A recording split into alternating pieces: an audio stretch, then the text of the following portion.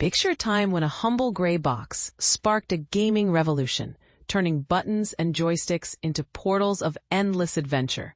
The Nintendo Entertainment System, NES.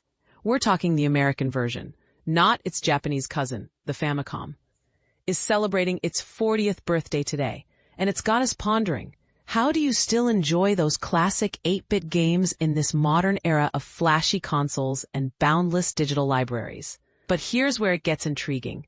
The NES didn't burst onto the scene with the grand, synchronized global unveilings we're accustomed to now. Back in the 80s, its rollout in the United States was more like a patchwork quilt, trickling into homes bit by bit. It was a gradual takeover that powered up Western gamers and set the stage for Mario to become a superstar.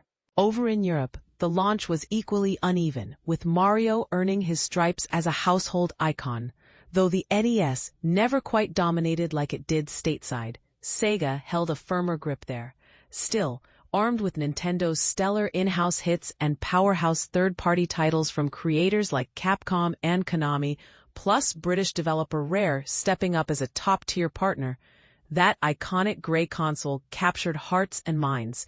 After all, could you ever play Mario on a Mega Drive? Exactly. The NES carved out its own legendary niche. For years, the NES has reigned supreme in the retro gaming world, blending top-notch quality, massive sales figures, and that warm, fuzzy nostalgia that tugs at anyone who grew up with it. But is that golden glow starting to dim a little? Is Father Time slowly chipping away at its outsized place in our collective memory? As the years roll on, fresh generations of gamers emerge, and now there are video game-loving parents who never had the NES as their entry point into this hobby. When their kids rummage through closets, they're unlikely to unearth a dusty console hidden among worn-out game boxes. Bringing up this 40-year-old giant might draw puzzled stares, even from die-hard Nintendo enthusiasts. Got any NES cartridges gathering dust in your collection? And for those reading this, how many of you can say you were around for its 1985 debut? Naturally, as time marches forward, the excitement and familiarity can wane, though respect for its impact never truly fades. It's tough to argue against the NES's transformative role in gaming history and its incredible lineup of games. Yet, those true blue fans with deep personal connections to the system, it feels like their numbers are shrinking based on the indifferent shrugs I've seen in conversations leading up to this milestone anniversary. With so many games flooding the market and a vast industry history to explore, it's no surprise passions evolve over time. Anyone who dismisses or gatekeeps newcomers, those who might skip straight to modern titles like Super Mario Bros. Wonder, without tackling the original Super Mario Bros., or folks whose first Nintendo experience was on the DS, probably deserves a gentle nudge to rethink their stance. And this is the part most people overlook.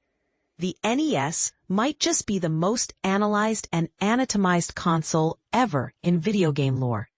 Every half-decade since 2000, we've seen explosive retrospectives and in-depth explorations from every corner of games media.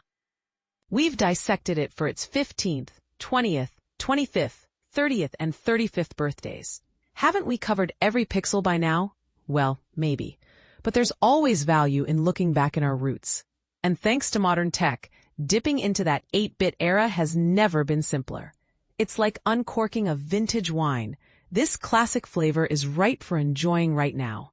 Let's pour another glass and savor it. Glancing at the official avenues for reliving NES games in 2025, Nintendo's efforts are solid, though there's definitely potential for more. Their Nintendo Switch Online service offers a robust collection of 79 games. From timeless favorites to quirky oddities, think Urban Champion, which might make you wonder why anyone licensed it. But for some of us, the risk of games vanishing from subscriptions, like that one Super NES title pulled recently, breeds caution against relying solely on services like NSO. Fortunately, options abound for playing these classics 4 decades later. You could have an NES Classic Mini tucked under your TV for quick nostalgia hits, or dive deeper with a Mr. setup an analog NT or another FPGA-based system. FPGA stands for Field Programmable Gate Array, essentially a chip that recreates hardware for ultra-accurate emulation, perfect for beginners wanting pixel-perfect experiences without the hassle. Even budget-friendly clone consoles or browser-based playthroughs are on the table. Sure, they might not get the royal treatment, but sometimes it's just right for the moment. Or shockingly, do you still power up your original NES hardware? Have you ventured into the retro rabbit hole, shelling out what could buy a PS5 Pro for fancy upscaling gear that makes those old sprites pop? Or perhaps you just don't dive into NES games anymore. No judgments here. We're simply curious about your take on Nintendo's 8-bit legacy in 2025. Drop your thoughts in the poll below and join us at Nintendo Life in toasting this not-so-little gray box on its big day.